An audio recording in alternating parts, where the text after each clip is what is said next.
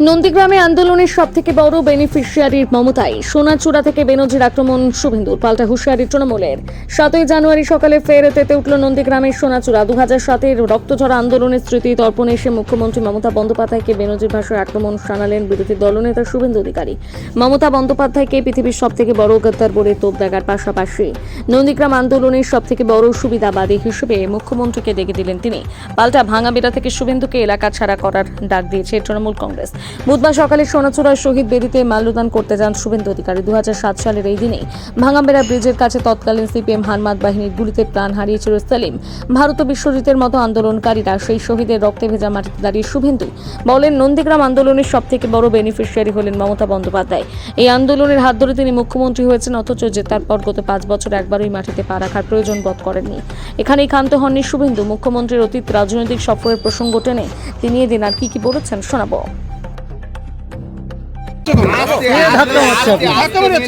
আরে না, এদিকে ধাক্কা থাকলে ওদিকে কি ধাক্কা মারবে কে আপনাকে?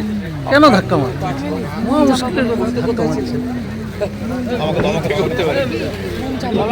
আপনি বলছিলেন আসল পরিবর্তন হয়নি, আসল পরিবর্তন আমি বলছি আসল পরিবর্তন কি সরস্বতী মূর্তি ভাঙছে, পরশুদিন মহিষাদলে রেখেছে, কালকে কৃষ্ণনগরে রেখেছে, এই পরিবর্তন। কালী ঠাকুরকে তাক দিতে সূর্যনগরে পুলিশের ভেঙে তুলছে, আসল পরিবর্তন। হসপিটালে ওষুধ পাওয়া যায় না, ওই জন্য ভাইপো আসছে ওষুধ বিতরণ করতে, প্যারাসিটামল। তো মমতা ব্যানার্জির ব্যর্থতা, স্বাস্থ্যমন্ত্রী মমতা ব্যানার্জি 15 বছর ধরে ওষুধ দিতে পারেনি, চিকিৎসা দিতে পারেনি, আয়ুষ্মান ভারত চালু করতে পারেনি। ভাইপো আসছে 5000 পুলিশ নিয়ে প্যারাসিটামল বিতরণ করতে। খাবেন নাকি আপনি? বড়ি পাওয়া যাবে, চলে যাবেন নন্দীগ্রাম বাইপাসের পাশে। বড়ি কিন্তু দেখে খাবেন, সাবধান। আর বাকিটা বলছি না, আগে থেকে বলেছে।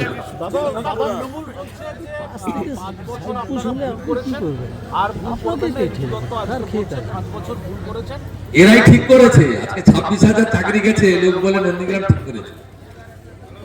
টাটাকে দাঁড়িয়েছে লোক, সিঙ্গুরের লোক বলে নন্দীগ্রাম ঠিক করেছিল, আমরা ভুল করেছি।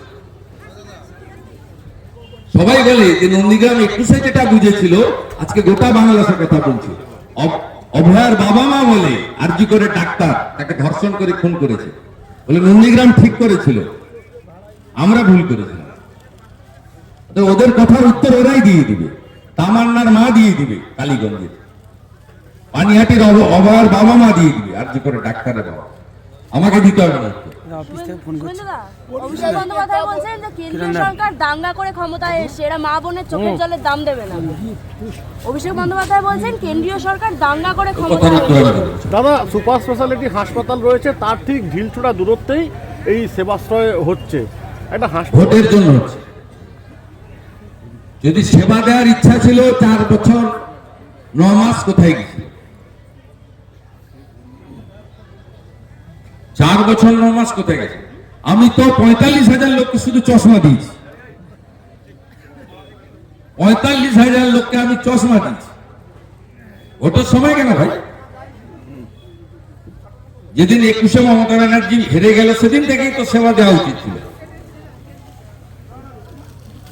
আমি তো 2004 সালে সিপিএম এর সঙ্গে লড়তে গিয়ে হেরেছিলাম, আমি তো মাঠ ছাড়ে যাইনি, আমাকে তো লোক ভোট দিয়েছিল। আমি তাদের সঙ্গে ছিলাম বলেই তো আমি 2009 1,73,000 ভোটে জিতেছি। আমি তাদের সঙ্গে ছিলাম বলেই তো 2014-তে আমি 2.5 লক্ষ ভোটে জিতেছি। তুমি 1,08,000 ভোট নিয়ে গেছো, 5 বছর তোমার দেখা নাই রে, তোমার দেখা নাই। ভোটের সময় তুমি শীতে যেমন আলিপুর চিড়িয়াখানায় পাখি আসে, উঠতে উঠতে উঠতে পরিযায়ের মতো এলে কি উঠে পড়বে কেউ? শান্তিতে আছে নন্দীগ্রামে, আমি বা আমরা আছি বলে। এই সোনাচূড়ার মা বোনেরা, হিন্দু যারা, 2021 সালের জানুয়ারি মাসে টাউন ক্লাবে বজরং বলির পুজোতে গেছিল, ভুলে গেছেন নাকি? 4টে বাসে মহিলা ছিল, ওই গড়চক্রবেড়িয়ার খেসারির খেতে ডেকে মাঠে নিয়ে গিয়ে মারতে মারতে 45 জনকে ইনজোর করেছিল। শুধু হিন্দু বলে দেবব্রত মাইতিকে খুন করেছে, শুধু হিন্দু শিডিউল কাস্ট বলে মনসা বাজারে রথিবালা আড়িকে খুন করেছে 24 সালের 23 মে। এই সোনাচূড়া সমবায় হেরে গেছে বলে গাংড়া এরা বুঝতে পারছে না শান্তিতে আছে। আর গড়চক্রবাড়িয়ায় মুসলমান পাড়াতে জিতে গেছিল বলে এক্স আর্মি তপন মহাপাত্রর বাড়ির ভিতরে ঢুকে বোম ফাটিয়ে দিয়েছে। কোন হিন্দু থাকবে না। সকালবেলা এসেছিল, যেগুলো দেখেছেন মালগুলোকে, সব খুনি। সুফিয়ান একটা খুনি, দেবব্রত মাইতির মামলার আসামি, সাউদ্দিন 1.5 বছর জেল খেটেছে। তার পাশে শামসুল, সমস্ত দাগি খুনি অপরাধী। এরা সুযোগ পেলেই যদি একবার এখানে অন্যরকম কিছু ঘটে যায়, কোন হিন্দুর অস্তিত্ব থাকবে না। হিন্দুর মা বোন রতু মোড় ফেরোতে পারবে না। আমি বলে গেলাম এটা, সবাই আমার সঙ্গে হ্যাঁ স্বীকার করবেন কিনা? তাই তো এমন এমন জায়গা আছে খোল কীর্তন বাজাতে দেয় না।